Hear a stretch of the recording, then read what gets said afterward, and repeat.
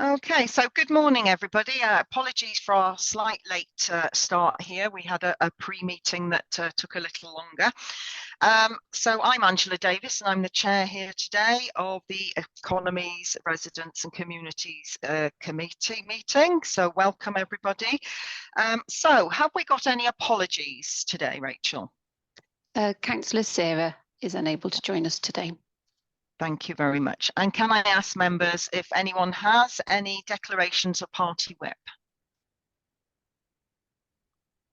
So we'll take silence to mean no and move on. Any declarations of interest in items on our agenda today? And that's another no. So thank you all very much. So on to the minutes of the previous meeting. So I want to thank our Vice Chair, Councillor Carl, for chairing that meeting for us. I'm assuming, Councillor Carl, you've had a draft version of these minutes. So over to you to agree or propose them. Yes, Chair, I'm happy to propose them. Thank you.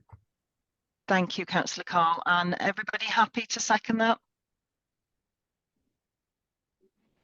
Any comments? Councillor Gary? Thank you. I was going to say, happy to second that. Yeah. Lovely. Likewise. Thank you, everybody.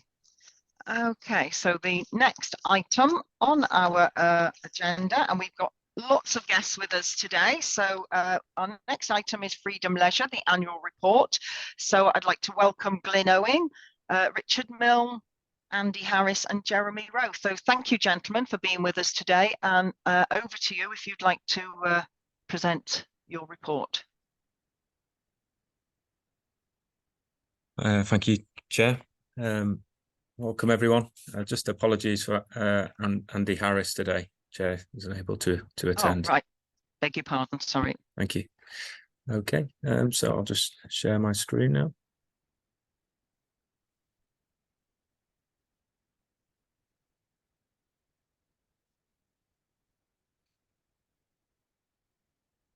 Okay, is everyone, can you see that? Yes, that's there. Thank you. Okay, great. So, good morning, everyone. My name is Richard Milne. I'm the area manager for North Powys, and Glyn Owen is the area manager for South Powys, and both of us will present this report today. And I'll start with the report and then pass you to Glyn to complete the report. Any questions that you have, we'll be more than happy to answer at the end of the report as we move through. Thank you. Thank you. Okay, so we're going to present our April 2022 to March 2023 annual report, financial year of last year. Okay, so introduction. If you didn't know, Freedom Leisure, we've commenced a 15-year contract to manage Powys County Council's leisure facilities in 2015, and last year was our 8th year of the contract, and the facilities that we operate in are listed there, as you can see. A statement on last year from our Ivan Horsfield-Turner, our Chief Executive Officer. In 2022-23, financial year has been challenging for sport and leisure sector, predominantly due to the alarming increases in energy prices. Despite this, Freedom Leisure, with the support of Powys County Council, has continued to provide the best possible service for its customers, offering value for money and accessible leisure facilities in the communities we serve. In 2023-24, the team in Powys will continue to work tirelessly to improve lives through leisure and have a positive impact on both the physical and mental well-being of all its customers across the Powys County. So that's just an overview from our Chief Executive Officer of last year across Powys and Freedom. And then just a bit of an oversight into us as a trust and how we're performing and operating in last year and our vision. So we operate 110 leisure and cultural facilities, including 2 theatres on behalf of 25 individual clients across Wales and England. We're a non-for-profit leisure trust, which manage leisure and cultural facilities on behalf of partners across the UK, to realise our vision of improving lives through leisure. And our focus is committed to providing and developing inclusive leisure facilities for everyone, delivering a service to exceed our customers' expectations. And there on the right is our ethos and our focuses and our key visions throughout the working year. Okay. And then you can see here our financial summary for April 22 to March 23 of last year. Our actuals against our bid position. And you can see our income, expenditure, and other costs and income that have been supporting the contract. Our overall deficit for the financial year was 93,000 against our bid position. But to note, and as mentioned at the start of the report, and it's been well documented, is the increase in utility energy costs that we've had to absorb throughout the whole of last financial year. To give you an insight really onto that, we've had to absorb an additional 750,000 last year of energy costs against previous year 21-22, and we've absorbed that cost with support from Powys County Council. We've still absorbed a significant increase in energy costs, which has resulted in a 93,000 deficit for year end against our bid position. And then our numbers, some really exciting numbers that we've seen last year of people attending the leisure facilities across Powys. We've seen a significant increase, 35% in total participation, and we've seen an increase in 28% in active participation. So some real significant increases from previous year. And that is due to, you know, an all-round good service with good accessibility to all forms of exercise. And this is supported by centre programmes and offerings to engage with local communities. So we've continued to see that trend this quarter, just gone, of this year. We continue to grow and develop participation across all our centres. This falls into aquatics as well, and the numbers we're seeing in aquatics has been significant growth against 21-22. So a 9% increase in casual swim and a 3% increase in our Learn to Swim programme with children learning to swim across all our centres. So some significant increases there, which follows the participation trend, strong awareness of our programmes, our facilities, good marketing that we've deployed last year and will continue to this year. We've worked well with Powys County Council in delivering successful holiday camps to increase participation, and just ongoing review of programmes across all centres has significantly improved on previous year, our numbers there. And then you can see that continues that trend into memberships. So we've seen an increase, 19% increase in overall members joining or being with us last year, which is a 23% increase from previous March. So again, just shows the power of the centres, the teams, the support that we're doing, maintaining the buildings, providing good facilities, and retaining our current members that we've got. And that growth continues this quarter. And as we move through this year, our plan is to continue to grow that and develop that. And then if I pass you on to Gwyn, he will take you through the second part of the report. Thank you. Yeah, welcome, Glenn. Hi, good morning, everybody. Thank you, Richard. And yes, on to our Net Promoter Score. And this we complete to gain, the feedback from all our customers across Powys. And all our customers are emailed with a link to the NPS, the Net Promoter Score survey. And they're just asked one very simple question: how likely are you to recommend your local Freedom Leisure Centre or sports facility to your friends and family? And then we gather those responses, and they're fed into three categories of detractors, passive, and promoters. And what you can see here, 659 responses of promoters, delivering, made up of 59% of all responses. And the score below then, a Powys average of 57, is then compared to the national average of 45. So that's a really good indicator we always use to measure one of our means of measuring our performance. And on to the next page, Rich. Yeah, on energy and sustainability. And what has been important, as Richard said, significant energy costs in 22-23. But what we've been strict with our sites, our managers, is ensuring that we drive down our consumption. And what we're seeing here is the results of that. Energy statistics for 22-23 show a 3.7 decrease in electricity consumption compared to the previous year, and a 2.75 decrease in gas usage for 22-23 versus the previous year. And yeah, a lot of work's gone in at sites, replacing plant equipment. We've invested in LED lighting schemes across lots of our sites. And of course, we regularly monitor our energy consumption. And we have issued our 26-point non-negotiables to all our sites and brief our sites and our managers, and they drill down to their teams to ensure that at all times they're keeping an eye on that consumption level. And on to health and safety, Rich.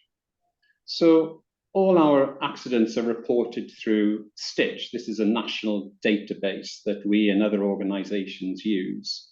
And during 22-23, there have been a total of 266 accidents, 34% increase compared to the previous year. However, I think we should note there's been an increase in participation from the previous year as well. And so the two tables on your screen basically give you that summary and breakdown.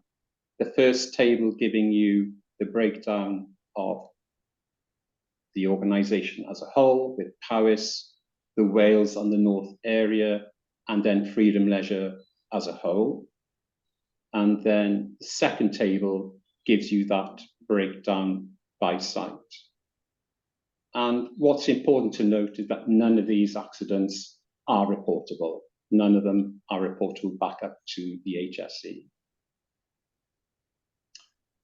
And onto our colleagues, and our workforce is absolutely key and vital to our organisation, and a key at the forefront of providing activity and great customer services to the community. So the first bullet point there, we did review our structures in 22-23 across the organisation, and from top down, at executive level, regional level, area and site level. And from all of that review, as Richard said right at the beginning, Powys now benefits from two area managers, Richard covering the North Powys and myself, South Powys, and two overall general managers for Powys, Denise Hazelwood covering North Powys and Richard Geely covering South Powys.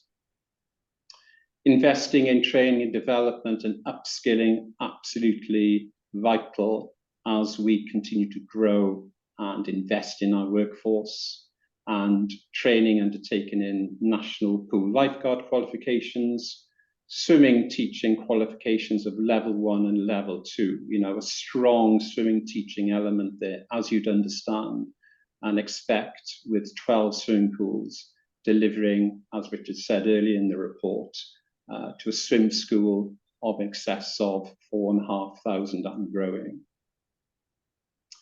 iHasco is how we also record and do a lot of online training as well. And that's how we also ensure our monthly health and safety training is compliant and completed at all times. And then our Freedom Choices is a tool we use for staff benefits. It's where they can access, discounts against travelling, at stores, at various coffee shop outlets. And again, we're enhancing that and further develop that to adopt the My Staff Shop offer, which again provides employees with an even greater range of benefits to choose from. And the next page, Rich. So NERS, vital service, and we deliver this on behalf of Powys County Council. Powys County Council have the agreement with Public Health Wales.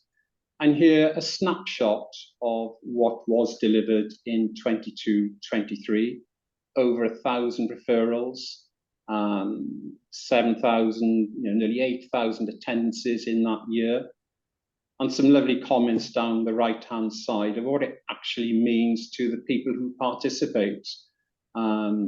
It has helped me physically, mentally, and motivated me to be healthier. And these are often people who are not active at all. And they're the very people we need to support and engage with and introduce them into activity and further leisure experiences. And on the next page, Rich, a bit more detail on that. And on that first box on the left-hand side, just a comparison to the previous year, and all, as you can see, clearly growing. And yes, we'd expect that because 21-22, again, excuse me, was recovering from COVID, and NERS was frozen for a while during COVID and the year after COVID. So 22-23 was really building back up. An interesting fact at the bottom of the left-hand side there, would you have participated in exercise if NERS was not available? And a striking 94% said they would not have. So, as I said, really important we engage with people who used to be relatively active, who've never been active, just getting them more active in our communities. And marketing, so important, and Richard touched upon this earlier. And we use a range of methods, and we've got some snapshots here of what we do on social media, a very strong presence on social media. And often we link with colleagues in the communications department of Powys County Council as well. Strong website presence as well. And our Freedom app, which is now being rolled out across some sites of Powys, and we'll be further extending that over this period. Press, absolutely, we engage with County Times, Cambrian News, Shropshire Star, and nationally as well, where we do have local events, but also national campaigns as well. So we are fully aware there's many avenues in which we get our messages out there, but also the traditional methods of leaflets, posters, working with colleagues in school services, adult services, children's services, and making sure we get our message across those key partners. And on to the next slide, Rich. So during that reporting period, a great deal of work has been done in investment across the sites. And that first bullet point, we work with the Remedial Backlog Fund with Powys County Council. And in that reporting year, we spent £250,000, and an additional 1.7 million of capital funding was also spent, always been committed to deliver other projects across the portfolio. And some of those are listed below there for you. So Usher Gun Lice, replacing the roof in part of the sports centre there. And so that work has now commenced. Bilthwells, the replacement of the outdoor tennis courts, and that has now been completed. And you note there's some partial funding there from Sport Wales. And wherever possible, we are working with national organisations to secure additional capital to make best use of all those resources that are available to us. Llanfair Coranion heating system's been completely replaced. Maldwyn fire alarm replaced. Brecon outdoor athletics track floodlighting replaced, and the outdoor pitch lights replaced. And again, part funded by Sport Wales again. Rhaeadr, the refurbishment of the sports hall have been completed, and Bilthwell's heating system has been upgraded. And across all centres, we're constantly talking to our sites, keeping an eye on what needs redoing, what is failing, to ensure that where there are risks, that we're averting those, that there's no disruption to service, no unplanned closures, to make sure we're delivering across all communities throughout the year. And of course, the major capital project is currently on hold, pending completion of the leisure services review. And many of that projects on hold or under review include Brecon Swimming Pool and other projects across Powys. And that concludes the presentation. But as Rich said, we're more than happy to answer any questions you may have, Chair or colleagues on the call. Lovely, thank you very much. I suspect that members will have some questions for you, so I'm waiting for the hands to jump up there. While they're having a little bit of a think about that, I just want to say thank you very much. That presentation was very interesting, and I'm really pleased to see that Freedom Leisure recognise the importance of health and well-being of the nation and the work that you're doing with that. You mentioned the NERS scheme there, and I think that one is particularly important in that sphere, but also there's the over 60 swim sessions, which I believe are funded by Welsh Government, so they're free to the over 60s but funded. And I've got a question on that, because in my ward that's very popular. My ward of Rhaeadr, we actually have a higher than average number of over 75-year-olds, and in fact I've got the highest by percent of population number of over 85-year-olds, and many of those are swimming on a regular basis, and that's obviously keeping them fit and healthy and out of social care. But the complaint I hear is that they can only go on 2 mornings a week, and so the pool is full. So for those two set hours on a Monday and Thursday, I think it is, the pool is absolutely jammed full. And then on other mornings of the week, the pool can be empty. Indeed, myself, I've been to go swimming, the pool's empty, and I've turned away because that's just a little bit intimidating to go in on your own. And I wonder, is there not a system whereby the over 60s could go for any 1 hour? Does it have to be that set period? So could, you know, I'd been more inclined to pay and go if there was somebody else in the pool, wouldn't I? Is there another way of managing that? That's an interesting point, and Rich, I'm sure, will come in. But just to add that we had to review the way we were delivering the 60+ swimming, and indeed the 16 and under free swimming back in, I think it was 2018. The free swimming grant was cut, and in Powys it was cut substantially, and now Powys is receiving half of what it used to have some years ago. And so, of course, in discussion with Jenny Ashton, the client officer, and colleagues in Powys County Council, and with Sport Wales and Welsh Government, we had to rejig how we were delivering the free swim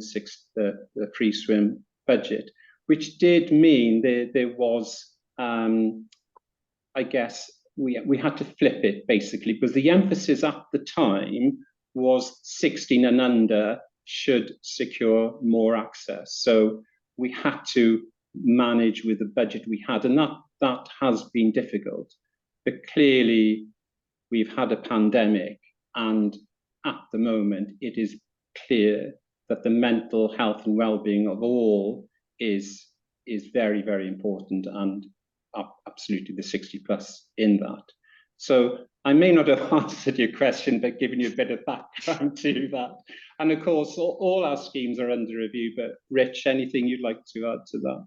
Yeah, no, you've captured it there, Gwyn, really just to say, Chair, that we'll review their radar in terms of that times. Obviously, the times that there are, that sounds like they're full at capacity. So I think it's a conversation for me to have with the centre and just to review that and see how we can encourage more at different times, different ways of doing it to get people into the pool there, which is a really good pool.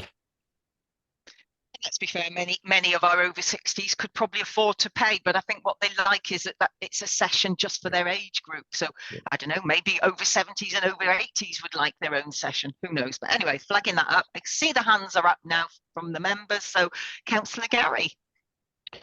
Yeah, thanks, Richard and Gwyn.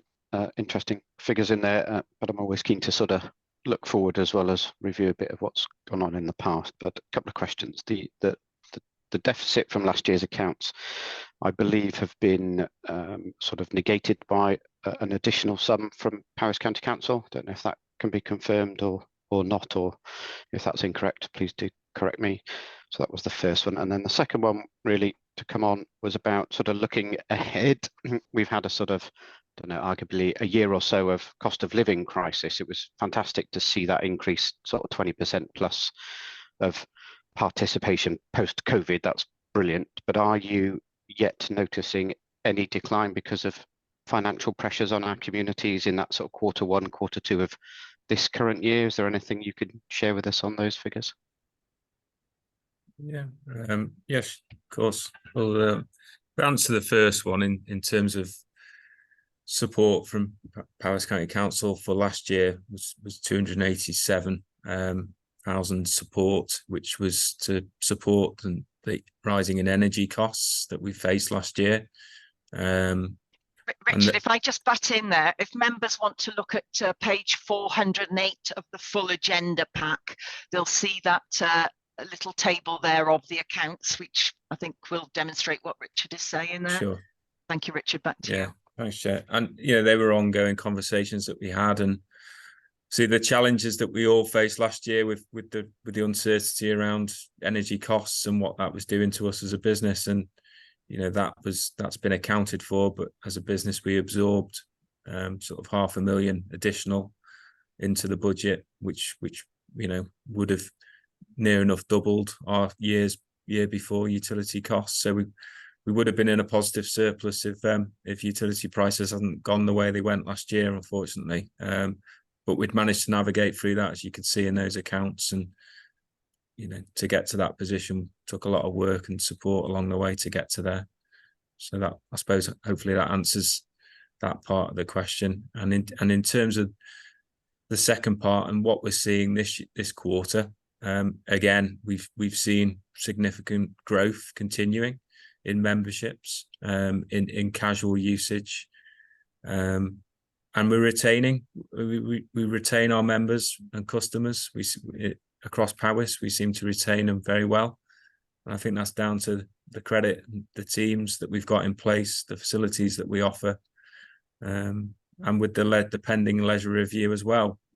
Again, it's hard to measure in that sense, but we're confident that people have come out and supported us within the local communities and starting to use our centres more regular, which is a good thing. So, we'll continue what we're doing, and we're proud of the centres that we've got and the teams that we've got in place. So we hope for another successful year in terms of those numbers. No, that's very encouraging. Thanks very much. Okay. Thank you, Councillor Gary. Councillor Liz.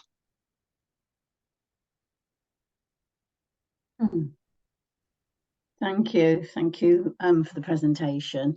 And just to say that in Brecon we have an excellent centre and really good staff there that they've got excellent customer service skills, and the trainers are first class. But on the back of that, and in terms of the financial constraints that you face, I would be interested to know whether you are actually a accredited living wage employer, and if not, have you got a plan to work towards that? And you did talk a bit about the benefits to staff, and I wondered if you could tell us a bit about the pension scheme that you operate, because they are both kind of key things in terms of ensuring that you get the discretionary effort from staff, you know, and that continues across the whole of the Freedom Leisure. And I know you've got 110 outlets, leisure centres. So it seems, you know, that there'll be a big number of employees there. Powys County Council, you know, in terms of our work with subcontractors, you know, we're kind of interested to know these things. So could you say a little bit about that, please? Yes, of course, Councillor Liz, and yes, we do adopt the national living and national minimum wage across Powys, so that's absolutely key and absolutely vital, and indeed in the pension as well. So those who transferred from Powys County Council to Freedom Leisure back in 2015 transferred with their pension if they're part of the local government pension scheme, and they transferred with that. Any new employees now have that as an option as well, should they choose to. But there's also, they're opted into the company pension scheme automatically, but they do have the option to opt into the local government pension scheme as well. So absolutely the workforce is vital. That we recognise them, we reward them, and challenge them. You know, we are all challenged. Richard and myself are challenged, as we should be, and as we are here this morning as well. And but absolutely, we need to ensure that there's parity and consistency across Powys as well. Thank you. Okay, thank you, Liz. Councillor Carl. Thank you, Chair. Richard, Gwyn, well done on everything you've done so far. I can't really fault you. I think looking at the figures, can we just be 100% sure that the deficit there is due to energy costs, ongoing energy costs? So if we didn't have the pressures that we're seeing currently for every business, that you would be a very viable enterprise. Yeah. Hi, Councillor Carl. Thank you for your comments at the start. Yes, the answer to that, in short, is yes, we would be. And that, I suppose, is the frustrating thing that we have to report on, and you see that. But take that aside, if you didn't have the energy crisis that we faced and facing now, we would be seeing a different result on those financials. So yes, in short, Councillor Carl. Okay. We don't think anything is going to change there significantly in the short term until maybe the war in Ukraine is over, or we have a different president in the White House for the biggest economy to start becoming a net importer of energy. Just want to know how you compare with other authorities. Do you have similar deficits with other authorities where you run leisure centres? And are those deficits on par with Powys County Council? Shall I pick that up, Rich, Gwyn? Jeremy Rowe, Operations Director for Freedom. I guess each partnership is very different in terms of the contract of engagement. But yeah, that whole period has been challenging. I think what we're seeing in Powys is sort of the security and fruits of hard work over the last 4 or 5 years that the teams have put in to get us through those tricky times. And yes, answering your question, sort of that £750,000 of additional utility costs last year, if you do the maths, you'll see that would have filtered through into a small surplus for the contract during that time. And yes, there are positive signs in this first quarter that's going to continue. So hopefully this time next year we'll be talking about that positive position that we'll end up in. Obviously those energy prices have softened somewhat, and we've been really proactive in terms of how we've procured those moving forward, in terms of our fixing electricity price and variable gas price, and buying ahead in terms of this whole winter ahead of us now. So we're in a far more sort of a clear sort of position in terms of that financial forecasting. In terms of other authorities, we were fortunate. We pride ourselves in our partnerships with our local authorities. and like Powys supported us with several £100,000, as did other authorities across the board. So we were really fortunate. I think that's credit to the area managers and the teams on the ground and those relationships that we have. So yes, we had support from our other Welsh contracts in particular, which helped support us through as an organisation. It's still obviously a difficult period where, as an organisation, we made an overall loss. However, we're confident in turning that around into a surplus position this year, and because we've performed so well prior to the challenges we've had with COVID and with the utility crisis, we were able to sustain ourselves through that difficult period. So absolutely, sort of coming back to normal operations, performing well now, and confident that we can continue with that in the future. Yeah, okay, thank you. I know that you've got exceptional staff in Llanidloes Sports Centre and Maldwyn in Newtown, and I presume and probably accept that's throughout Powys and throughout the sports centres that you run. Just going back to the health and safety accidents there, I noticed Llanfairpwllgwyngyllgogerychwr doesn't have any, which is a bit strange. Could you explain that anomaly for me, please? So that would be, I mean, the usage is extremely low there, Councillor Right. Carl, and in terms of activities, that is what's been reported at centre for that year. So, we haven't had any, that is a correct figure, and it's down, to the low usage that centre has compared to the other centres on that report. Yeah, just noting that I think Maldon was up in the 50s, and Llanidloes, Yep. I think, at 7. So yeah, so that's just down to footfall and the percentages of the likelihood of an accident. Yeah, and activities that are on. We're finding, as Gwyn has mentioned, the high percentage of incidents and accidents are swimming pools, slips, trips, and falls. That we've there's a common trend across Powys and across Freedom Leisure. We find that as an accident incident report. So yeah, that is probably skewing those numbers, but they're a true reflection of the centres. Okay, thank you very much. Thank you, Chair. Thank you very much, Councillor Carl. Councillor Adrian. Thank you, Chair, and thank you, Richard and Gwyn. My question is about utilities and energy again, really. I noticed in the pack and I think Jeremy mentioned that you've negotiated a 2-year contract. It sounds a bit blunt, but I know quite a few consultants have told businesses to only take 12 months out because things may get better. So do you think you made the right decision? Because it just sounds a bit rude, but I mean, you've made the decision, but do you think it's right?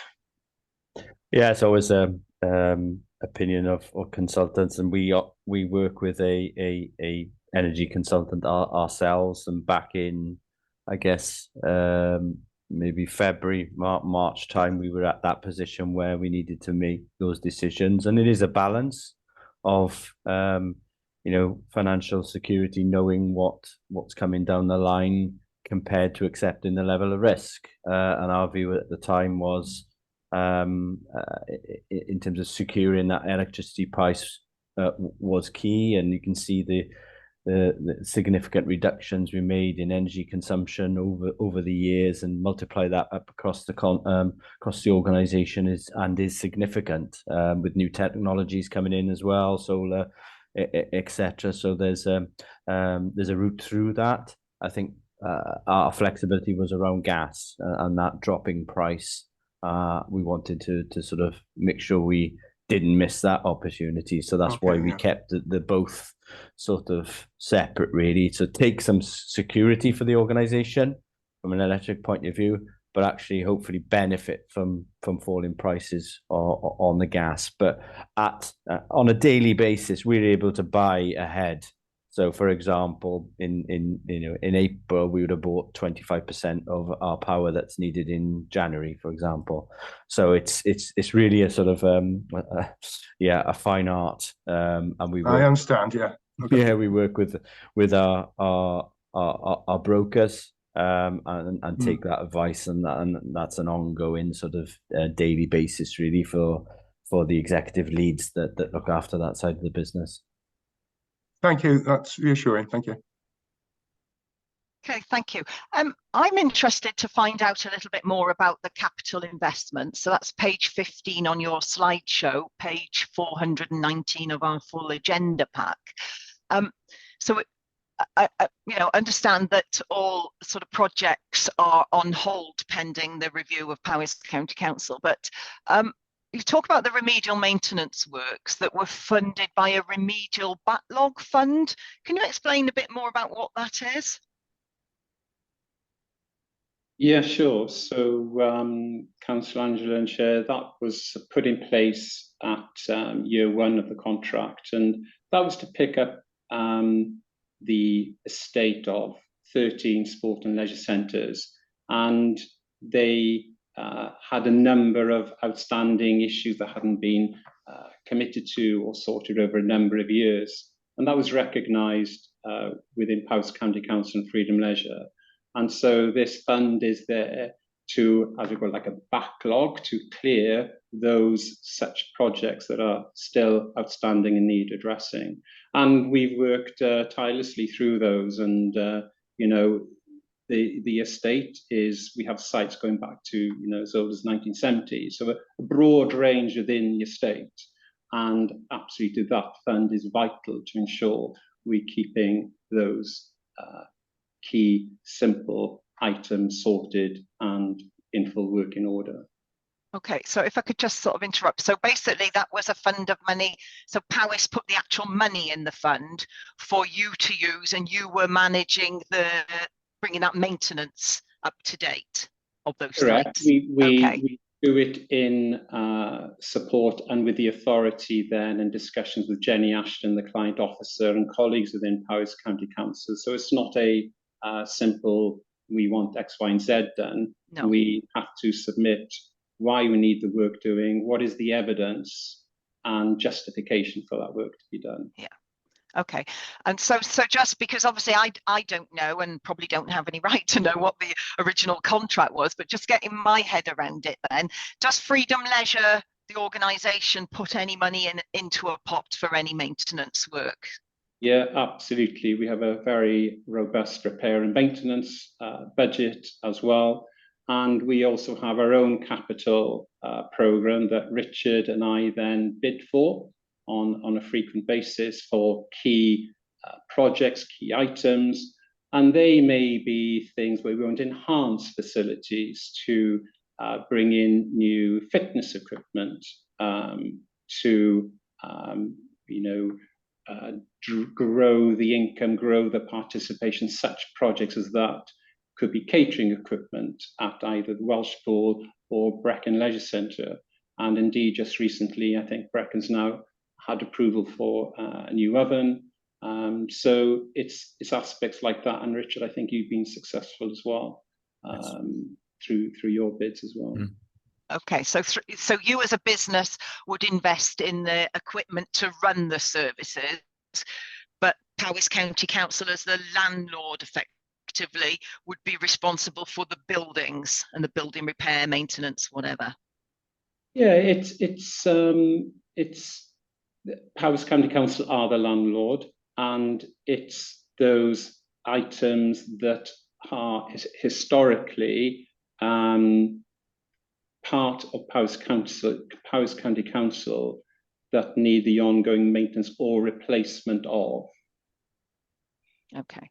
Okay, thank you very much for that. And with regards to the fuel, so it sounds like what you're saying, if there hadn't been those huge costs of fuel, that you would be in a very different financial position, and prior to that things were looking very rosy. I'm very aware that your chief executive, Ivan Horswell Turner, he was very vocal in the press, wasn't he, about his frustrations that leisure centres couldn't apply for the high energy business support scheme. So I'm guessing, had the government changed its mind on that matter again, that you would be in a more rosy picture. Do you know, has there been any change in that? Do you receive a report from him with how he presented, didn't he, to the government the reasons why he thought leisure centres should be included in that scheme.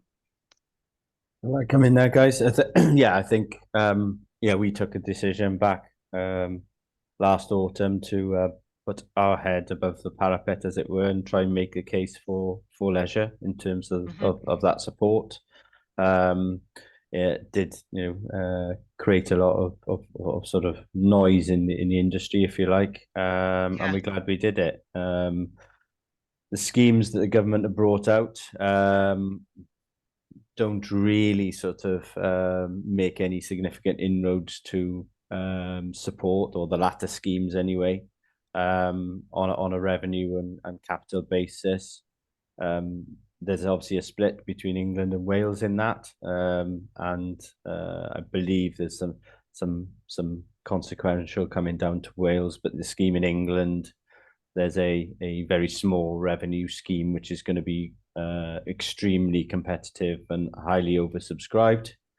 And there's a capital scheme. So those schemes have just are in application at the moment, but realistically are not going to give any significant levels of support potentially.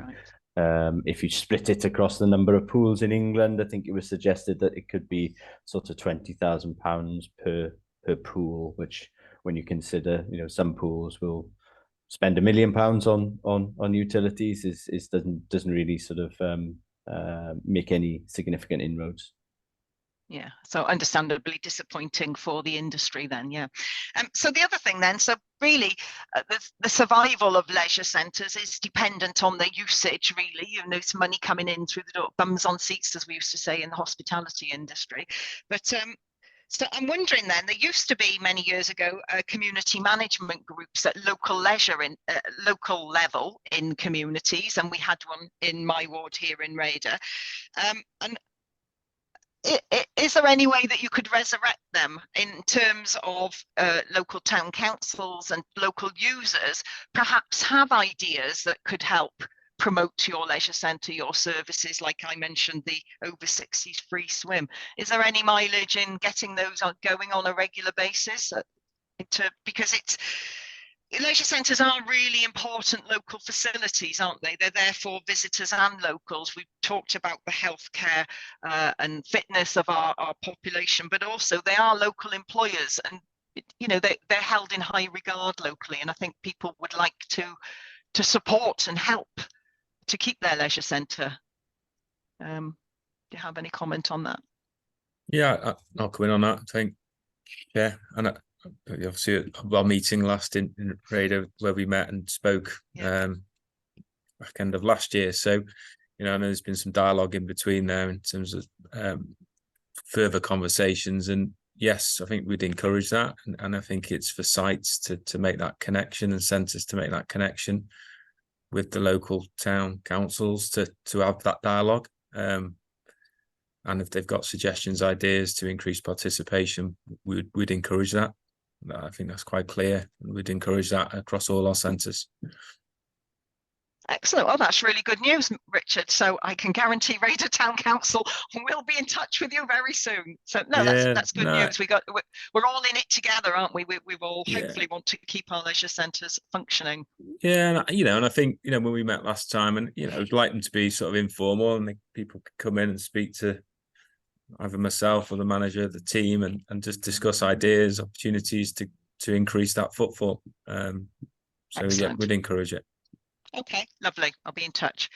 Okay, so members of the committee, has anybody got any further questions? Anything else you'd like to ask on that? I think we've had a very thorough report there. One more question I've just got, actually, then, as nobody's putting their hand up. You talked about the projects that are on hold pending the review, and you mentioned Brecon. So are there other projects also on hold? Yeah, I think we have some project work at Maldwyn. But what we do, we liaise, as I said, regularly with Jenny Ashton and colleagues within property. And I think what's important to note that where there are essential and urgent works to be done, then they will be done. That is important to note. And so that we do await the outcome of the leisure review to move forward with the wider capital funding. But to repeat, where there are urgent essential works, they are then discussed with Powys and put forward for consideration. Okay, lovely. Thank you very much. So I'm seeing no more hands up. So I think everybody's satisfied. So I want to thank you all very much for bringing this report. And given the financial climate, it is actually really quite positive. Numbers of users going up and attitudes to the centres. So long may that continue. Thank you all very much. Thank you. Thank you. Thank you. Okay, so back to our agenda. We're on item 10, and that's the performance report Q1. And we have Catherine James and James Langridge Thomas here to present this to us. So Catherine, shall I go over to you? Yeah, morning everybody. Good morning, welcome. Yeah, thank you very much. Yeah, so we're here today to present the Q1 performance report, and James has shared his screen here with you all. So just before we delve into this, on screen you can see our scorecard, our corporate plan scorecard. And so this is available on the council's website, but we've also got a link in the agenda pack on page 453. So the scorecard that you can see in front of you is part of the council's new corporate and strategic equality plan. So we're focused on Q1, which is 1st of April to the 30th of June. And just to note, this is a 5-year plan. So it's going to be with us from this year, basically until 2027. And it presents the wellbeing priorities for the council and supports the 7 national wellbeing goals of the Wellbeing of Future Generations Act 2015. So there are 3 objectives in the plan, and the first you can see on screen here. So you can see right at the top, we will improve people's awareness of services, how to access them so that they can make informed choices. So we just wanted to share this with you really because it is a new plan and it does look a little bit different to what it has done in the past. So we're following an outcomes-based approach. So that's really looking at how much we've done, how well we've done it, what difference that's made to people. You can see that here in these measures on screen. And so, sorry if my voice is going here. If you could scroll down a little bit, Jim. So basically, you can also look at this in English and Welsh. We have an orange button there where you can flick onto the Welsh if you choose to do that. So we've also got the detail from each service further down as well. So each of the services, it's important to note that everybody is contributing to these. It's not siloed, it's an integrated approach and everybody is feeding into this. So we're capturing what they've delivered against the objective, what future actions they're taking and what they've learned from it. So we've got a bit more self-reflection going on in this approach as well. So everybody is contributing to it and it seems to be working quite well. We've had quarterly performance review meetings across the board, and it actually for the first quarter, because it is important to note that this is you know, embedding, and as we go we'll be amending wherever appropriate, but touch wood, for the first quarter it's gone quite well. So we're also showing in terms of the measurements what's on track, what's off track, what doesn't have data because it's not due to be reported, whether that's an annual measure or semi-annual, or whether it's not reported due to unexpectedly being unavailable or not yet provided. So the measure statuses on each of the objective scorecards are calculated by the system itself. They're not manually done. And these really just help to have conversations amongst portfolio holders, directors and such. And so it's really proving quite useful going forward. Another important note as well is right down at the bottom, we've got what does performance look like over time. So as we move on, it's not that exciting at the moment because we've only got 1 quarter's information in there. But as we move through the year, that will obviously be, you know, there'll be comparisons there. You can look back and you can obviously see how things are going across the board. So the Cabinet report itself is in the agenda pack on page 449. And this really contains the scorecards, of which we have 3 of them. contain the detail, but the Cabinet report itself provides a high level, balanced and hopefully proportionate view of what has been completed in Q1. So it's really providing an overview of the priority work for the council. So not everything, but just the priority work that is in our corporate plan. So it also feeds our equality objectives as well. So we're doing both in the same document. So that's another important thing to note. And it really just helps us evaluate where we are, what we've learned, and what actions we need to take to support ongoing processes. So if you don't mind, Chair, I'll just give you a bit of a high-level overview of each of the objectives. Is that useful? Please do. Yeah, that'd Okay. be really useful. Thank you. So objective 1 is on page 453 of the pack. So this is the one around improving people's awareness of services and how to access them. So progress has been broadly positive as we have sought to work and improve how we work with people and communities. There were 3 measures allocated as off track. So that was the percentage of children using intervention and prevention remaining with their families safely. So the actual achieved was 89% against a target of 91. The second measure off track was the percentage accessing intervention and prevention that demonstrate positive progression. So they achieved 80% against a target of 88. And finally, the percentage of people report achieving their family goal through early help, 82% was achieved against a target of 90%. The percentage of customers satisfied with their responses when contacting the council did exceed the target, so 84% against a target of 82%. And many recruitment events have happened over the quarter to promote career opportunities within the council and also to provide support to people when they're applying for certain roles, particularly difficult to recruit roles such as reablement. And finally, for objective 1, more people have been accessing leisure facilities, and as you've just seen from the previous agenda item, and satisfaction was higher than target. So that was the objective 1 overview. I don't know if you wanted to pause for questions on that and then move on to objective 2. I think that's a very good idea, Catherine. So I don't know if anybody has any questions under that section. I mean, my only question, Catherine, was when, how valid are the scores? So, we've got the percentage, what people are saying. How sure are we that the scores, the survey responses are accurate? Because there was the one, I think we haven't come to that yet, actually. Yes, we have. On the percentage increase in user participation, I think Ardwell did point out to you in the pre-meeting that we've got a percentage figure of 3,704,000. Gosh, I can't even read that figure. That's clearly not a percentage. So I think there are some anomalies that need updating in the scorecard, aren't there? Yeah. Yes, and basically, with items like that, we've highlighted the measures that we need Cabinet approval from to amend. So that's further on in the Cabinet report. So Al made a good point there, and that is one thing that we're going to be rectifying, because I think once it came to the point of measuring, it was realised that actually this was a more robust way of capturing that data. Yeah. Okay. I mean, my comment is that actually, in terms of the scorecard, this is a new scorecard. Gosh, this is an improvement on the past one. It was, for me, I found this much easier to navigate, look around, and having the information below to back it up. So well done on that.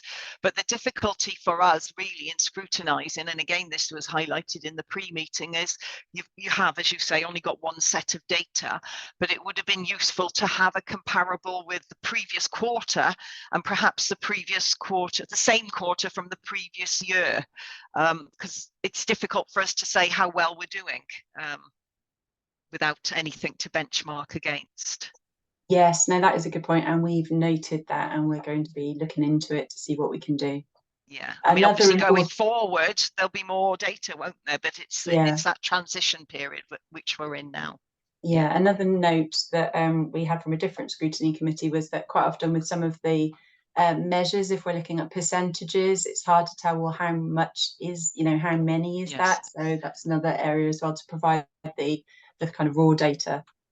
Yeah, that's right. Councillor Gary, you've got your hand up. Yeah, thanks, Chair. And equally, I was going to just clock that point of historic data not being on there to compare, but it's great to hear that you're working up a solution. And then the only other one really for me was just on the visuals of it. I think it is a much simpler system. Hopefully people get behind it, start using it, we can then see it clearer. But I really do struggle to see those boxes stand out in their color codes.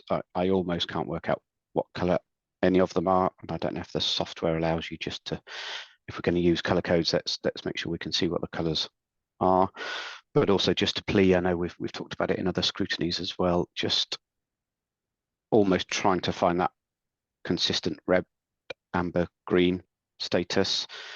We've got greys coming into this one, we've got purples coming into other ones, all sorts of different colors. And I don't know, as a corporate body, it'd be great if we could have some sort of corporate strategy on some of the presentation methodology on some of these, because otherwise we just get confused, to be honest. Thank you. Yeah, I will say, yes, looking at these scorecards on the laptop is very difficult. I tend to plug my larger screen in and it is much easier to see, but you're right, Gary, where's grey come from? That doesn't feature in any other rag. But yeah, the one that did sort of jump out to me was under the economies and digital. We say that we've now got 66,150 people signed up for a My Powys account, which is a tremendous figure given the population of Powys is only 133,000. So are we saying every household has signed up? Potentially, That yeah. can't be right, because I mean, I'm sure I know plenty of people that definitely won't have signed up. So, I mean, it's tremendous if that is right. But you know, yeah. We have we have just over 60,000 households, and while I can't, obviously we don't have the, well, I could check, but yeah, we're not entirely sure. Obviously there could be duplication within a household. Good point. Especially if yes. the household is a house of multiple, you know, it's got people that aren't part of the same Yep, family. you've just explained it there, Rach, Catherine, in one sentence. I hadn't even considered that more than one person from a household might sign up for an account. So yeah, that probably explains that. Thank you. I've got no more questions on that section then, Catherine. Thank you. Okay. So moving on to objective 2 then. So this is on page 454. So this is around supporting good quality, sustainable employment and providing training opportunities and pursuing the real living wage employer accreditation. So progress against this has been positive as the council seeks to address the workforce challenges that face the county. However, there is a significant amount of work to do due to the challenging workforce situation which is being experienced nationally. Only one measure was allocated as off track, so that was the percentage of staff who feel proud or very proud to work for the council. So 80% was achieved, which did equal what we had the previous year, and it was just marginally lower than the target of 81%. So the evidence there really supported the work around the retention of staff that's currently being undertaken to ensure that staff are supported and feel valued. There are many degree schemes underway. So the social services one has been happening for a number of years now. And so there's a new cohort of grow our own social work workers. So we've got 8 newly qualified social workers. We've had interviews starting for social services degree sponsorship. So there've been 7 applicants from adults and 7 from children's. All council staff were eligible to apply for a 1-year social work degree, and there were 3 applicants at the time of reporting. And digital teams were also invited to apply for an apprenticeship in applied software engineering, and there was also an apprentice in property and design. So reflection during the quarter identified that the project roles being advertised within economy and digital were not attracting applicants, and as a result work was ongoing with our workforce team to improve the advertising of such roles and approach internal staff with relevant matching skills. We became the first council in the UK to become an endometriosis, if I can even say it, friendly employer. And recipients of direct payments in relation to adult services received an uplift on their rate to facilitate the real living wage. And the real living wage activity is an important ambition for the council to strengthen the county for the people of Powys. So it is something that they are exploring. Data is not yet available for a few of our measures on this one. So we've got the number of guaranteed interviews offered to eligible armed force veterans, as well as a couple of measures over in workforce, which looks at the diversity of our workforce compared with the Powys demographic to ensure that our workforce are reflective of the people that live here. Thanks. Lovely. So, well, members are thinking of questions, I'll ask you. We're talking about workforce here, and I was surprised to see there's 366 vacancies currently.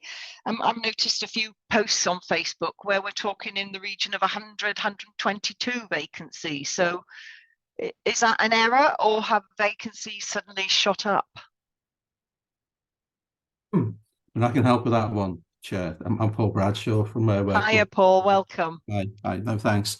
Yeah, no, they are real vacancies. The council's got about 6% vacancy rate at the moment. I've been interested in looking at vacancies for a number of years, and I've worked in different authorities around the country. When I worked in Leeds about 20 years ago, Leeds always had about a 5% vacancy rate. So in my mind, because of the churn of staff, so you get turnover in local authorities, probably about 8, 9, 10, 11% turnover. As jobs turn over, it creates vacancies. There's always a lag between a vacancy and somebody starting in a post. So I'm not surprised to see 6%. I'd expect it to be somewhere in the region of 5-ish.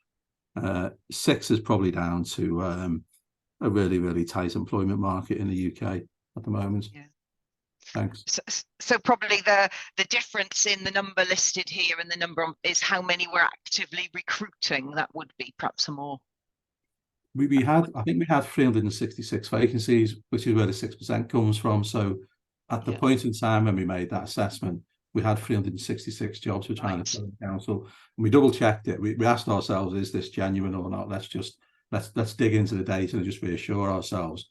And we were reassured that there was about 360 vacancies at the end of June. Okay. So with regards to the data then about the current staff, so we've heard there that they're slightly off track with the number of staff who feel proud or very proud. It's 1% off track, I was pleased to see that 73% of staff feel valued or highly valued. But it was concerning to see that staff who report their well-being as being good or excellent is at 50%, and that seems quite low for me. And I know that obviously we get emails from the local authority on lots of measures about fitness and well-being and etc. So is that not being taken up, or is there something more we could do? I think, I looked at that data, and I've not got that open in front of me at the moment, but what I did was look back to the previous quarter, or the previous staff survey, and what we saw was on a staff survey there's always 5 bands. So when you ask to respond to a question, you get 5 potential responses from. And I'll give an example of entirely satisfied to entirely dissatisfied is the kind of range. What we didn't do in that particular indicator was use the middle banding, and the middle banding is reasonably neutral. And if you add that to the other 2 bandings, it comes out about 80%. It comes out quite high. So I think it's just the way we've chosen to report that one. Unfortunately, we didn't include the middle banding. But the other thing is, if we go back to the previous year, I've not got the figures open Council Davis, but it's about 30%. Okay, so it's an improvement. It was a massive improvement. I think I'm not a psychologist, and we've not got anybody to analyse it. So this is certainly just hearsay on my part.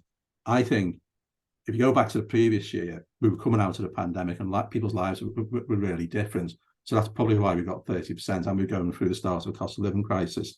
When you look at the survey this year, we've moved on a year, and people's lives are more kind of normal. So we sort of go from 30% to 50-ish. And that's a progression back to normality, I think. But unfortunately, we didn't use the middle band, and the middle band is neutral. So you look at it and think it's only 50%. But when you look at people who feel neutral about their health and well-being, it's more like 75-80%. Okay. Well, no, that's good, Paul. Thank you. That's a positive thing. And of course, well-being is affected by things outside your workplace, but people's well-being does affect their work. So it is important. The 80% of people have felt proud. Yes. If you go back 2 years ago, the survey from May/June 2022, it was 80% then. And we being a positive local authority, we wanted to improve. So we said this year we'd hope it'd be 81% or higher. It came out 80% again. And I've been saying for a number of years, I think you reach a kind of plateau of just how kind of positive, engaged, and committed staff can be. You can reach a plateau. So I think we reached it this year, and it was 80%. So I think it's actually quite a good story. What I did do was I looked in Google to see what evidence there was around the world of the number of staff that were kind of proud to work for their organisations. There's not a lot there, and it's not directly comparable, because sometimes it looks at the percentage of people in an industry, the percentage of people in the private sector, and so on and so on. But what I did find, the NHS, and just bear with me, I'll just click on it. I'll just click a document open again. The NHS in the UK, their engagement level in 2020, they haven't reported since 2020, it was due out soon. But in 2020, it was 78.4%. And the local NHS, the PTHB, Powys Teaching Health Board,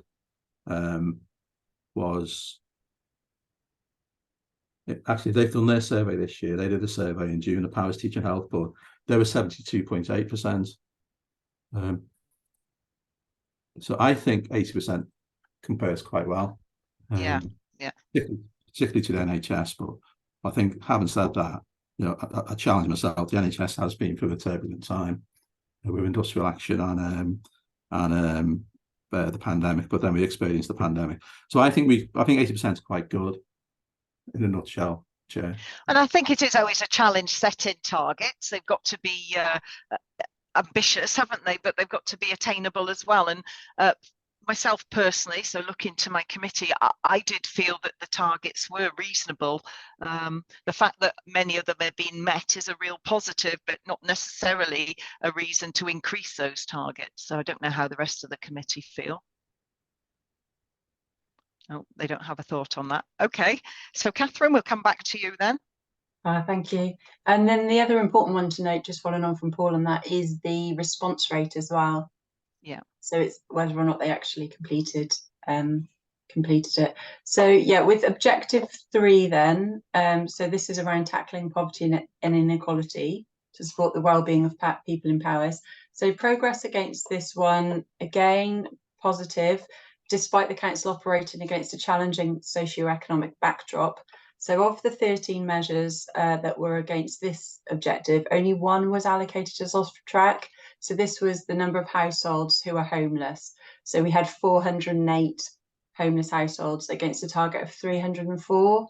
And during the quarter, 79 homeless households were accommodated permanently by the council in our own stock and through housing associations and the private sector as well. So it is important to note on that one that it's an indicator of homelessness in Powys in general and is impacted by wider external factors, often beyond the control of the council. The number of households registered with homes in Powys for affordable and secure homes was higher than expected. Rough sleepers was lower than expected, and the percentage of rental income lost through unoccupied housing was lower than expected. A new partnership was formed between the council's preventative and restorative justice team and Freedom Leisure to support families in accessing facilities in the Llandrindod-Wells area as part of the turnaround project. And the rollout of universal free school meals in primary schools continues and now includes Year 3 learners. In total, 190,490 meals have been provided since the 1st of September 22. And the money advice service as well has been strengthened using shared prosperity funding to support staff, as well as offering free and confidential advice to the people of Powys. So that was the end of my summary, but some example questions have been provided on page 448 of the agenda pack, if you'd find those useful. Okay, so over to the committee. Do we have any questions on objection 3? Oh, we're all very quiet today, Catherine. You must be doing a very good job. So, yeah, I was interested to see the figures. The households who are homeless obviously is concerning, and we've had the housing department before Scrutiny, and I think that's been explained in full, the challenge there of the shortage of housing, the inability to build new housing, and trying to get purchasing of housing is a problem. So that's an ongoing challenge. Councillor Glynn's just put his light on. Are you going to ask a question, Glyn? No, sorry, I thought you were coming to put your hand up. Okay. In terms of this, really, because what we're scrutinising here is the scorecard system itself more than perhaps the data within it. I think Councillor Gary there has highlighted perhaps the key thing is the RAG status, and on those small screens how difficult that is to read. So perhaps if something could be changed there, that would make it more sort of user friendly in that way. And as I say, having benchmark into previous data would also sort of put it in a context. So I think that would be incredibly useful as well. But as I've said, personally, I much prefer this scorecard to the previous, and being able to scroll straight down below for the narrative to go with those highlighted marks really just makes it so much easier, really. Yeah, I've got nothing bad to say about it, really.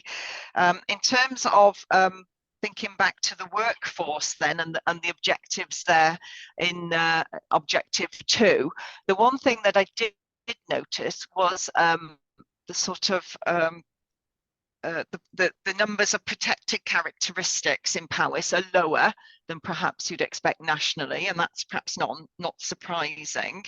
But the number of applications for posts is higher. So of the small proportion of those characteristics, but then the number of employees is lower. So we've got plenty of people from different ethnicities or whatever applying for jobs, but they're not getting the jobs. So is that something we should be concerned about?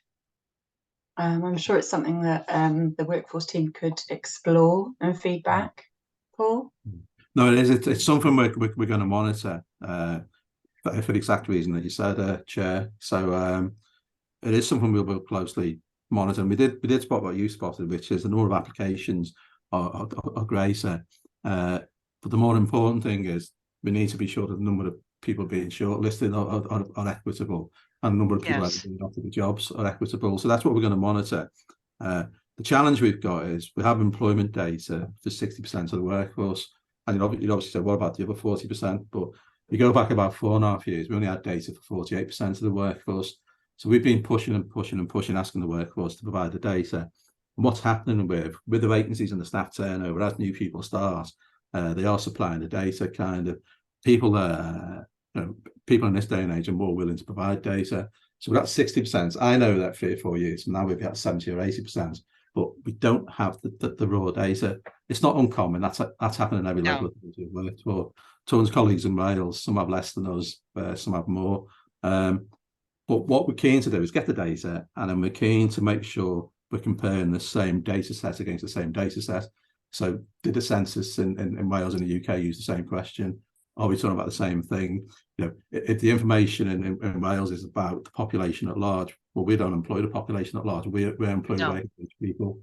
So we're just keen to make sure the data sets tally up, and then we'll use that then to measure our performance and just reassure ourselves that we're treating everybody equitably. Absolutely. That's the plan. And it may be that there's something about the application process or the form that means that certain people miss out. So really pleased to hear, Paul, that you've recognised that and that you're on it, and more important that I understood it correctly.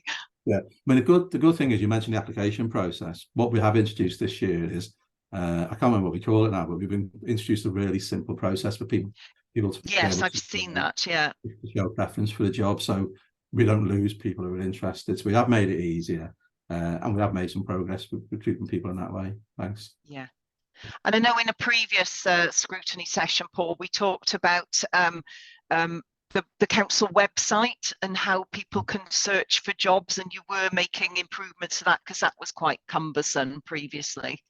Yeah, that's happened. There's a more simpler stroke attractive front end on the recruitment website. So I went from being, and I'll be honest, 12 months, 18 months ago, I was embarrassed by our website, and I'd looked at Cardiff's, I'd looked around Wales to see what other websites look like, and I was really impressed by Cardiff's. And what I can say today is ours looks as good as, if not better than Cardiff. So I'm not claiming the praise because other staff did it, but between IT and the HR team and the performance team, we've got a really more attractive, user-friendly website, which I'm chuffed about. Thanks. Okay, excellent. Thank you, Paul. And one of the other under objective 1 one of the other things that sort of jumped out at me there, and I just remind myself what it was. Yes, down in the graphs for leisure usage, I'll get to the right page. On the little graph, the sidebar, yes, percentage of people accessing leisure facilities who report positive well-being. Is that the one? No, people participating, I beg your pardon, in leisure. It's got 1 million. If you look down the side of the axis, the side axis, we've got 1 million, 1 million and 2 million. So I think there's maybe a typo error there. Clearly the graph doesn't make any sense. Or maybe it's me missing something. So just flag that one up. Thank you for your feedback. I can't myself, but we'll look into it. On the back of that diversity information as well, it's just to remind you that this Thursday at 10 o'clock we have a member development session specifically on the Census 21. Yes. So that will be yeah, really informative on that topic. Yeah, excellent. Thank you. Councillor Gary, you've got your hand up. Yeah, thanks, Chair. And sorry, not really wanting to scrutinise the figures because, as Angela said, that's not really our data, but Objective 3, the nearly 20% reduction in child poverty, probably just needs a clear explanation because any local authority that's achieved that in effectively 1 quarter would be top of the thank you list from Welsh Government, I'm sure, but I picked that up. That's through a change of how we're reporting that. So it's absolute poverty. So I couldn't find in the text below an explanation just relating to that, because it will jump out at somebody and say, wow, how amazing Powys have improved child poverty by 20%. But actually, I don't believe we have. We've just changed the classification for how we're going to report on it. So perhaps some of that narrative from the report could be just added in the scorecard details. Thank you, Councillor Gary. Okay, so nobody else has got their hand up. So the only last comment I would make on the data is under Objective 1, we've got 84% of customers satisfied with the responses when they contact the council, which I think is a really good news story. But actually, one of the biggest complaints I get from residents is that they're not able to contact the council or get through on the switchboard. So either the 26% that aren't satisfied are very unsatisfied, or there's something else going on there. And I don't know how we deal with that. I can see Peter's waving at me. Good morning, Peter. Would you like to speak? I've got my hand up, but it is actually blending in with the background. It's blending in with the daffodils. Yes, I couldn't see it. Yes, need better glasses. Sorry, Peter. Beg your pardon. That's no problem. That's no problem. It's just a question back really on the job applications that there was vacancies, and under the Disability Act, how many positions have been sort of like been approached by disability? And because there's so much data we've got here, I just wondered if that would be a question answered. I mean, if it helps, Chair, I haven't got those figures in front of me, but I could get them and provide them to Councillor James or to the committee in general, Chair. I'm just interested to sort of like make sure that we're open to all, really. Yeah, I'll dig those figures out, Chair. That's okay, and send them through. Thank you, Paul. Thanks. Okay. Any more questions? Anybody on any items within that? No. Anything else you'd like to tout, Catherine, to us? No, all quiet. So, okay, well, thank you for that. I mean, really a lot of information to take on there, Catherine, and working our way through the new system, you know, was quite hard work, but I'm sure this will become easier. Well, I'll repeat again, I think far easier to navigate and understand. And I look forward to next quarter, because that will I think really focus the mind when we have that ongoing data, that comparison. Good to hear there that Paul is benchmarking a lot of the work that they're doing in the workforce with other councils. So, you know, we can have an idea of where we compare to others, and I'm sure other services do that as well. And I know housing have done a lot of work. So I know Andy's here, although he's not got his camera on, done a lot of work in looking at homelessness and helping people into permanent you know, homes. So that's really good. Obviously it'd be nice to see more people settled in their permanent home, but there's a challenge there, isn't it, if the houses aren't available. And I think this is a really good way of presenting that. You've got those highlighted figures and then you've got the information to back it up behind. Yeah. Thank you very much for your feedback. That's really useful, and we'll pass it on to others, because obviously this is a whole organisation approach.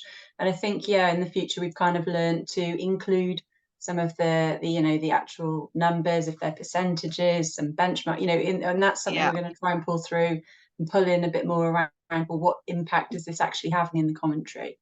So it's work in progress, but I think we've got a good start. And I think just re-highlight Gary's point that the traditional RAG status is the one everybody's familiar with. And if we could, as a council, perhaps adopt one system, that would perhaps be a sensible move forward. Yeah, I've got notes of the different comments, but yeah, thanks everybody. Okay, thank you very much, Catherine, and thank you, Paul and others, for coming in on that. Okay, thank you. Okay, so moving on, the next item on our agenda is Nigel's here to present about the Marches partnership. So good morning, Nigel, welcome. Good morning, Chair, good morning all. So over to you. Right, thanks, Chair. I think you've had quite a meaty morning this morning, and I'm hoping this is a relatively straightforward paper, but clearly, scrutiny famous last words, Nigel. Absolutely, be the judge of that. Hopefully, you've picked up in your inbox. I've sent through it ever so slightly updated slide deck. We were literally working on it this morning with partners in the other three authorities, so I thought it was helpful just to share that. What I thought I would do, Chair, to this stuff, I'll share my screen and go through the latest slide deck. There's only a couple of things that have changed. Things like the title, for argument's sake, you know, there's a subtle change there. I'll run through them and hopefully go from there. So with a bit of luck, I should be able to share my screen. And let's make sure I've got the right one, because I've got so many things open. I'm rather hoping that you'll be seeing my screen ever so shortly.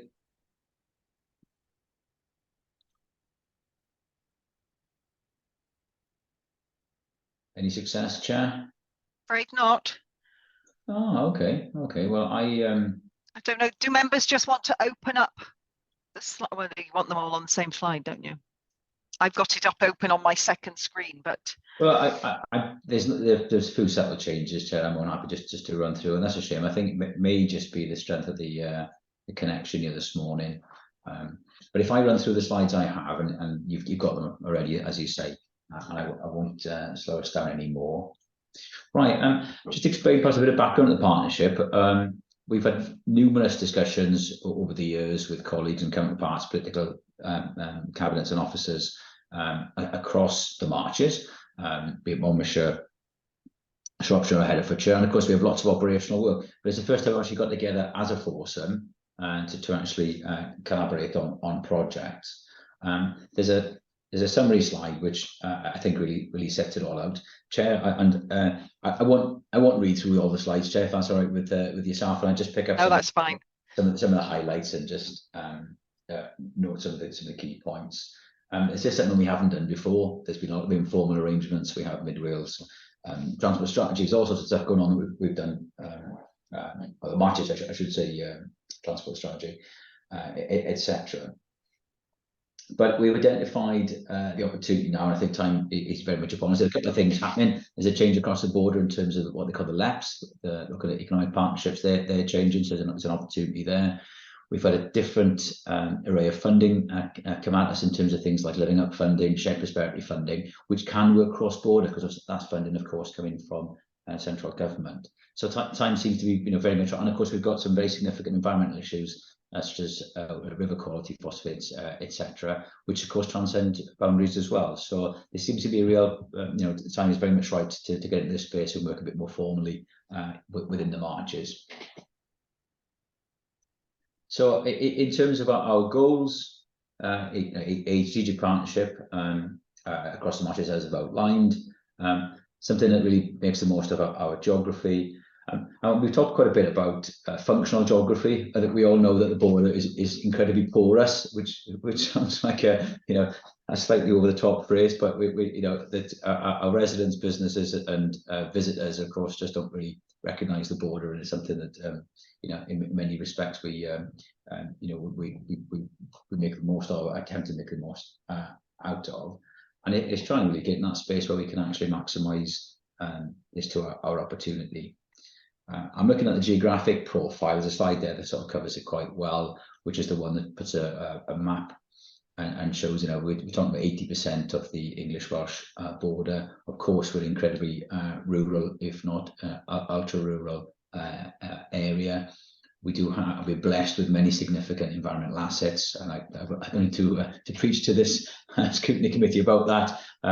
But we are very blessed, and how we make the most out of those. But then, of course, when we look further afield, some of our transport challenges are common. Whether you're in Ceredigion or Powys or Shropshire, you're still dealing with the same sort of broader infrastructure to travel across further afield across the UK. I think the functional geography stuff is fascinating in terms of travel to work, retail, how we deal with education. Clearly, many of our pupils cross the border for FE. We also have quite a bit of our commercial sector using some of the marches growth hubs, where they're again, because our commercial partners operate across the national basis, and I touched on it before. Tourism and leisure, something we're exploiting, really, things like Offa's Dyke, etc. And not to mention healthcare, of course. A significant number of our residents travel to Hereford, well, of course, many outside of the outside of the county, but not just into the marches, but clearly Hereford and Shrewsbury hospitals played a big part in our healthcare provision. In terms of what binds us together, well, again, we've touched on this earlier, so I'm not going to repeat all of this, but there is a lot of commonality between us and our local partners, perhaps not surprisingly. We've touched on rurality, aging population, things have cropped up early in the discussions as well. Productivity is quite low, etc., etc. And that's something that does very much bind us together. And there's a real positive sort of commonality of purpose between the four authorities. I'm very, very pleased to report. I've touched on our unique offer. I don't think I'm going to read anything out from there, really. And again, I've sort of cantered through this as well, Chair, really, in terms of the benefits. It is trying to tap into things that previously weren't really available for us, but also taking the opportunity where things perhaps demanded a bit more so now, energy planning, etc., etc. I think the scope and the potential is vast. It's how do we sort of deliver, I guess, is the bigger challenge, and make sure we don't get spread too thinly.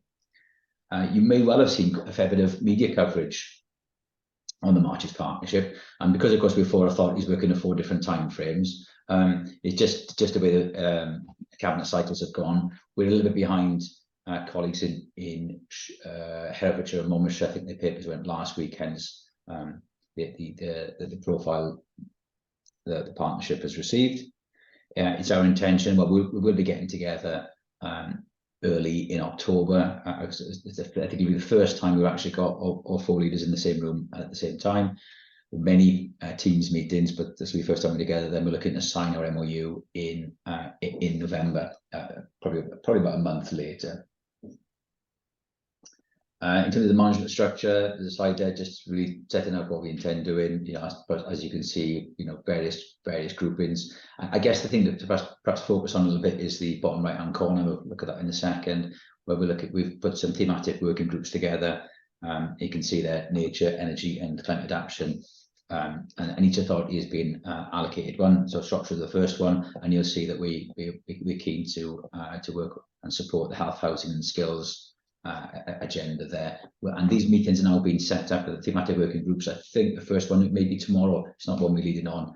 I think Dan's on the call, and Dan and the team are supporting these meetings, with the first health, housing and skills meeting being next week. In terms of delivery structure, it is about delivery, as I touched on earlier, Chair. You want to go from looking at what aspirations are to actually doing some a pipeline of suggestions, stroke aspirations and projects, and that's how we see that going forward then in terms of our delivery structure. Touched on initial area of focus. Well, we've had Catherine on the line earlier. Really important to get data as well in terms of the things that do bind us together, and where we see that opportunity. Then we've got the 4 themes, and then we've got that sort of that governance bit as well, as perhaps you would expect.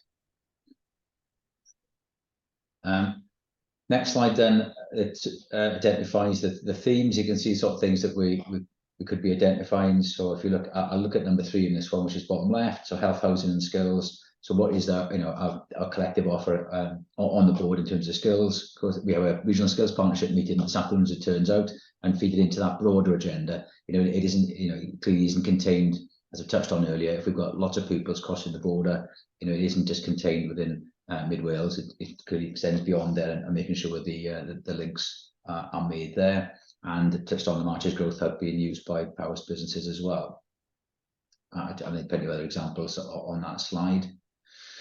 So in terms of our commitment at this stage, our commitment is very straightforward, to actually work together for common good. I mean, I may be oversimplifying the proposition, but that's basically, in a more formal manner, no formal commitment in terms of any finance or anything. It's just making sure that we are, we are at one on some of these things, and lobbying governments on both sides of the border for investment and support. And we have had some really good coverage and some really good feedback to date from both governments, both civil servants and politicians in that respect.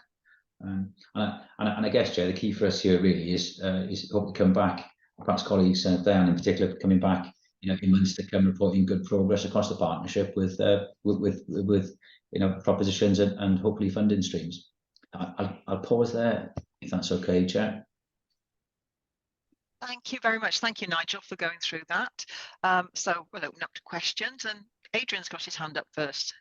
Good morning, Adrian. Thanks, Chair, and thank you, Nigel, for that. Just a simple thing, so I haven't looked into this in great detail. How does this affect our relationship with Ceredigion? Are they going to be involved with any of this, or is it a standalone with Powys? It's a very good question. Thanks, Adrian. Yeah, we very specifically set up the 4-way thing. We can work in pairs, we can work as a threesome, or whatever's appropriate, really. So there's no barrier for us to continue to work as we do quite extensively with Ceredigion. This is just like an addition to that piece of work. And we've got, given the borders we have already, we've got collaborative working on and regional working on so many fronts. It just gives us an extra opportunity. So there's no issue or slight, if you like, looking further west. We have a lot of Mid Wales activities, CJC, growth deals, etc. And when we started initial discussions, colleagues in Ceredigion were involved in the marches, stroke borders work we were doing. But actually, at this point in time, it's more sensible for us to be involved rather than Ceredigion. Right, thank you for that. Okay, Councillor Gary. Yeah, thanks, Nigel. I guess a similar theme actually there to Adrian. I guess just clocking that, yes, looking eastwards, clock the benefits, clock the fact that we just need to work generally in partnership wherever we can. But I'm sort of perhaps clocking some impact or less working relationships with the likes of Carmarthenshire or Gwynedd from the authority. And obviously we do have different government, we have very different policies and different strategies, and I guess just flagging there could be that risk with some of those very strong regions, Herefordshire particularly, Shropshire pretty good, getting dragged into, let's say, Westminster ways of working when we're firmly based in Wales and have that sort of border there. So just clocking that, but also I think my biggest, not concern, but things to just consider as we move forward in this partnership is the pressure it puts on our officers and our team when they're already really busy. So just that risk benefit analysis, let's see what comes of it. I absolutely get that it opens up opportunities to work with different partners in different ways and exploit some of their opportunities as well. Brilliant. But I also clock how busy some of our teams like Diane's regen team already are, and significant amount working with another 2 or 3 local authorities with that. So thank you.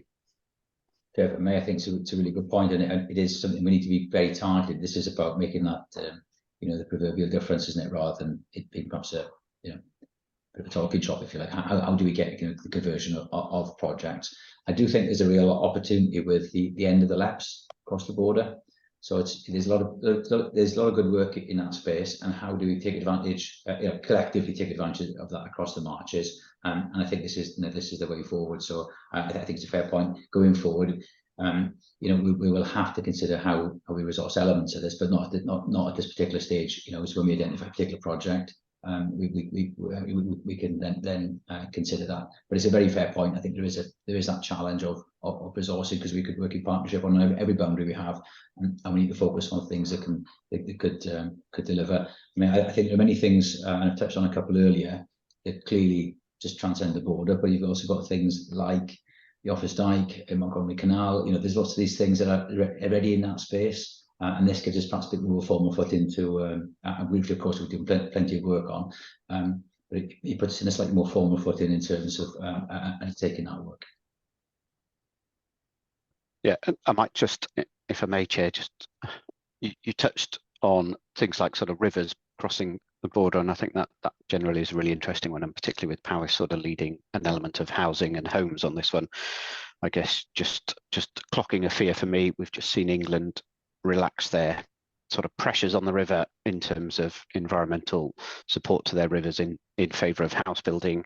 Welsh Government not there yet, and clearly that does create border differences. But yeah, I guess I'm just clocking my own concern that it's a massive issue, but let's not rush to follow what perhaps they've been doing across the border just so that they can build more homes. We've got to get to that point of neutrality within our housing and homes system. But now in England, you don't quite have to do that. So you can still pollute the rivers if you want to build homes. And yeah, just generally, I don't think that's the right direction. So there's going to be some diplomatic differences, I'm sure, between some of that ways of working. Thank you. You're quite right, Councillor Guy. I should have picked a more, I can't say neutral, but a less high profile example. How about cross-border transport, the X75? I found back in Shrewsbury. How do we decarbonise that? Yeah, great. Thank you. I know you've clocked it, and I know the team will. But yeah, interesting pressures. Thank you. Okay, thank you. Yeah, so for me, resources was the first thing I flagged up with you, wasn't it, previously, Nigel? And Gary's just made that point there, the capacity of the staff, but also how it'll be financed for me is a concern.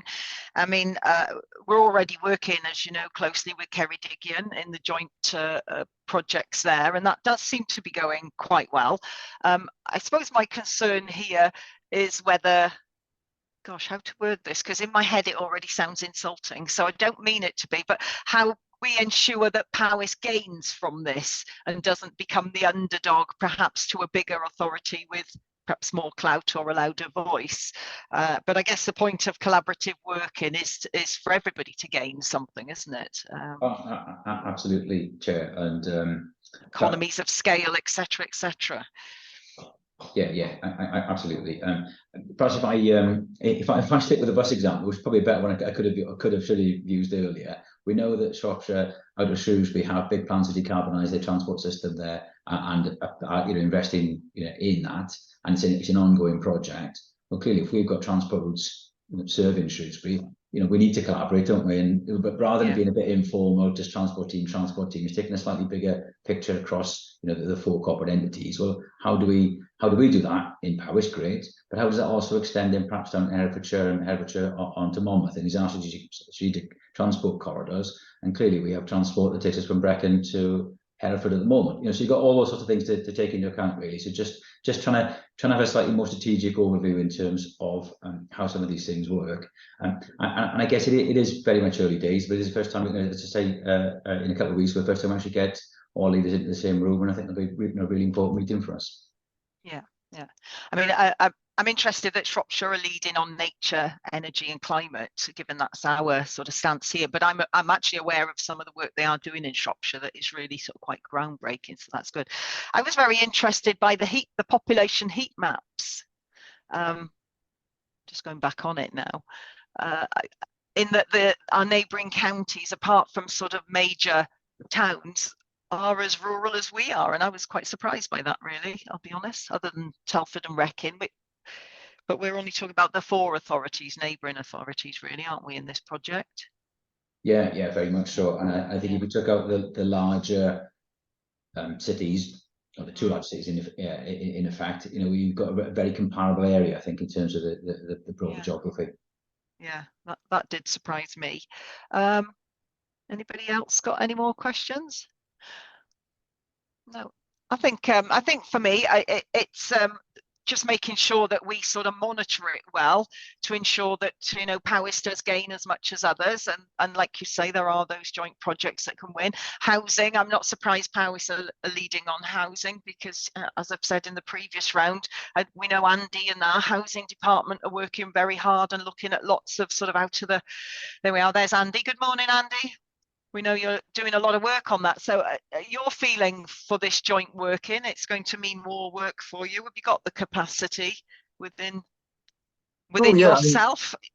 We have, and we have to, because housing markets don't respect borders. I mean, if you look around us, you look at Hay, for example, it is the border. We found that Welshpool is becoming, surprisingly, almost commuter belt for the West Midlands. You know, as people can't afford Wolverhampton, they get to Telford, and they go to Shrewsbury, and now they're coming to Welshpool. So absolutely, for sure. And we've also got our Welsh links. You know, Machynlleth is affected by being close to Snowdonia, the national park there. That's really important. And Ystrad, in spite of not having a rail link, is starting to be a bit of a commuter territory for Swansea. We're seeing prices go up there, you know, working from home and urban areas going up in prices. So yes, we have to accept that our housing markets are not Powys. They are definitely going to move around, for sure. We still build council housing only in Powys. You've got to remember a number of our neighbours aren't landlords. Shropshire's interesting because 2 of the authorities that went to make up Shropshire is, gosh, trying to remember the one where Robert Plant comes from, which I would know, wouldn't I? But I can't remember. Bridgenorth. Thank you. Led Zeppelin, of course. And one further north are still landlords, but other parts of Shropshire, including Shrewsbury, South Shrops, North Shrops, and not Oswestry, they were still a landlord. And Herefordshire is also a mixed bag, I think, between being a landlord and not. So that presents some interesting stuff. Maybe if they want to reopen a housing revenue account, we could show them how to do it, or expand their HRA, things of that nature, like Ceredigion, for example, on the other side of us. But a very different landscape in terms of housing legislation and guidance. Welsh Government, for example, is very hot on the Welsh Housing Quality Standard, the English equivalent, Decent Home Standard. Can't remember the last time I ever heard it mentioned by anybody to the side of Offers Dyke.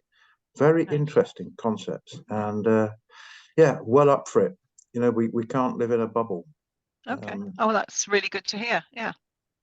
Thank you. Okay, thank you. Good luck with that. I mean, obviously, the other one for us in Powys, health, given that we don't have a hospital at all, it is really important that we have those conversations, isn't it, about hospitals? We're Shrewsbury, Hereford, Aberystwyth, our nearest sort of general hospitals, Abergavenny, I suppose, for the south. So it is important that health is on our agenda. So even though we don't have the facilities here, that they impact on us. So yeah, I can see lots of benefits in this, but I suppose I'd be calling on David to make sure that Powys keeps an eye on the finances, how much it's going to cost us, given our sort of financial situation within the county. Yeah. Glyn, you've got some comments or questions? Yeah, just one question, if that's okay, Chair. Just that I see, obviously, so we're taking the lead for skills, and there's reference to developing a cross-border skills offer. I'm just wondering where that kind of fits in with the tension of losing people across the border in terms of education. I'm thinking particularly of post-16. I'm acutely aware of that, where I live in the Severn Valley, and our sixth forms losing people across the border to Shrewsbury. So I'm just wondering, how this partnership might work, where there's a kind of tension in a sense. I'm happy to come back on that, Chair. Yes, it's a good question. We currently have, as I'm sure you're aware, Councillor Glynn, the Regional Skills Partnership, which is to coordinate things across Mid Wales. But we now have an opportunity perhaps to extend that to look at the regional coordination in the marches. So we have a particular piece of work and a team that's funded to do the RSP work, but it is primarily look at, as I say, Mid Wales. We've got the opportunity to look a bit further afield. There is no simple solution to some of these things. We know we've got people traveling for specialist training, etc. But actually, just getting together and actually doing some time, spend some time on that and working regionally. It's got to go. Where I live at present, we've got the similar challenge. Many children from this area travel north to Hereford, and that may be good for certain things, but less so for others. So early days, but I think hopefully we can make some inroads into that, because it doesn't make an awful lot of sense. An awful lot of people traveling for their pretty basic, in many respects, educational requirements and needs. Thank you. Okay, well, I've got no more hands up, so thank you very much for that, Nigel. I think it's potentially quite exciting.